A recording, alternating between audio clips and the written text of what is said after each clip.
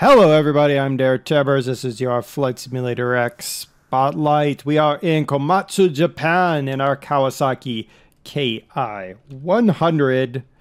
We'll open up the cockpit really quick, see if it opens nicely. Oh, look at that. Oh, it opens up nicely and it closes. Yay. Can we drop flaps while we have the engine off? We can. The engine, by the way, incidentally turned off when I loaded the game, so... Wow, that's got a lot of flap on it. 4... stage. Yeah, it's got four clicks. That's actually pretty impressive. Interior is I'm not going to say it's the best. I'm also not going to say it's tragic. All right, let's start. There we go. Perfect. All right. So really, plane? We want to play this. All right. Oh, I wonder.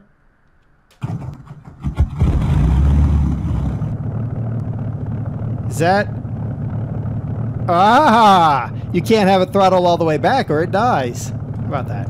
Okay, now that we've sorted that bit out... Okay. Oop, don't do that there. You're going to kill the engine again. Let's take to the skies. Let's fire up our Mitsubishi HA112-2 radial engine, 1,500 horsepower at command. Ooh, hello. Japanese light turned off. That's all I know about that. It's just that red light on the top there just turned off, so I don't know what it says, but it says words. We are in the air! Nice. Indoor landing gears. Very good. Alright, let's throttle her back a little bit. I'm not very familiar with the Japanese airspace, so I can't get too far from my airport or I'm in trouble. Alright, what was the Kawasaki Ki-100? Well, first, it was a single-engine fighter that was never assigned an Allied code name.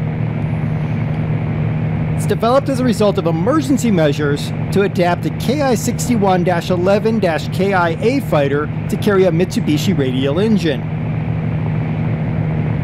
It was considered one of the best interceptors used by the Japanese Army during the war. We're going to have to orbit this airfield, guys. Alright, let's go around and look at our plane a little bit. Let's not get too close to our plane. Well, actually, that's not bad. Oh yeah, there we are in there. The Ki-61 was one of the best fighters, with an inline Kawasaki HA40 engine, armor plating, and self-sealing fuel tanks from the factory, which, you know your history, wasn't something that was in the Mitsubishi Zeros.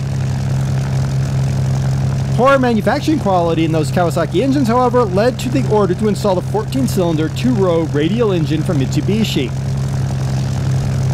That Mitsubishi HA112-2 was lighter, more reliable, and produced the same power as those inlined engines. Now, without the heavy plumbing for the liquid cooling, the wing loading was reduced from 189 kilograms per square meter to 175 kilograms per square meter. And you're like, what? Well, the lower wing loading creates a better flight characteristic and enhances your maneuverability. You can do quicker turns with the lighter wing loading. You can handle the aircraft a little bit better with a lighter wing loading. So without all that extra plumbing, we got that lighter wing loading. Now, this aircraft was slow in level flight for 1945. However, the Ki-100 could dive with the P-51 Mustang and could hold its speed on pullout. And that's actually pretty important. Altitude is king in an air battle, but at times you're still going to dive for the deck because speed is also king. It's sort of a conflicting dual monarchy, for the lack of a better analogy. So being able to dive with a P-51 that would otherwise escape combat might allow you to get that kill, and you can maintain your speed on pullout, which would allow you to claw back the altitude you need for dogfighting. This aircraft is armed with two fuselage-mounted, you can see them right there on the front there, two fuselage-mounted 20mm HO5 cannons with 200 rounds per gun, and 2 wing-mounted 12.7mm HO103 machine guns with 250 rounds per gun. So it's considered a capable aircraft when in the right hands against the best of the Allied aircraft of the time. However, due to the bombing of the factory, production was limited and only 395 were built before the end of the war. At top speed, we mentioned that it was slow for the time period. Its top speed was 580 kilometers an hour at 6,000 meters. That's about 350 miles an hour. That is slow in straight line speed. Its range was 2,200 kilometers. It's about 1,367 miles. Of course, the crew was 1 pilot. All right, let's check our keys here. 1, yep, cockpit. 2, there is throttle.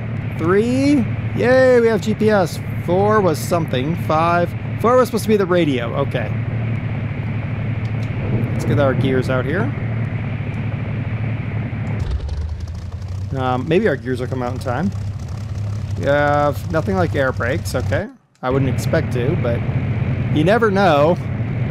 Might as well test, right? Yep. All right, we have a red light, red Japanese light. All right, I'm trying to figure out where the airspeed exactly is on this aircraft. I think it's the bottom left dial.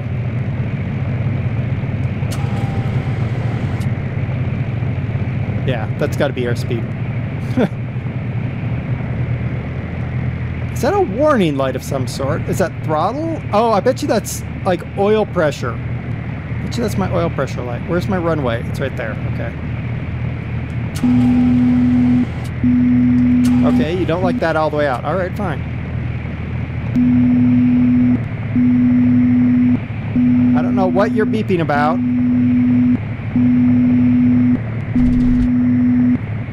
Come on, plane.